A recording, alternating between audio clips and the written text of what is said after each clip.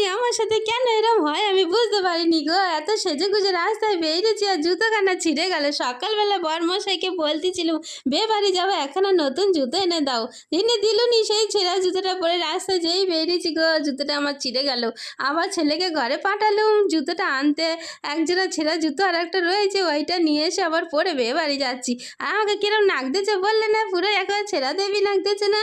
ও মা, এই দেখো বিয়ে বাড়ি আবার চলে এসেছি। এসে দুপাশে দুটো বাউন্সার রয়েছে, দেখে ভয় লাগতেছিল। ভাবছিলুম ভিডিও করতে করতে যাচ্ছি, আবার কি বলবে বলে বরের পেছন পেছন চুপি চুপি তাড়াতাড়ি করে উঠে গেছি। দেখো না দুপাশে দুটো মেয়ে আবার সেজে গুজে ফুল ছিটা দিচ্ছে। ও বাবা, দেখে মনে হচ্ছে যেন আমি একেবারে সেলিব্রিটি।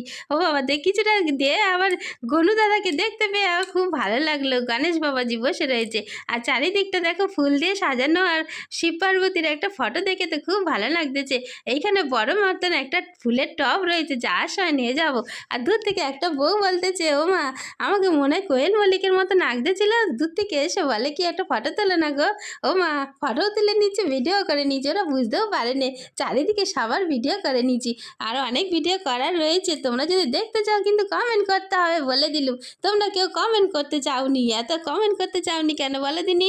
আচ্ছা দেখো চারিদিকে স্ন্যাক্স, অনেক খাওয়া দাওয়া সব কিছু ছিল গো।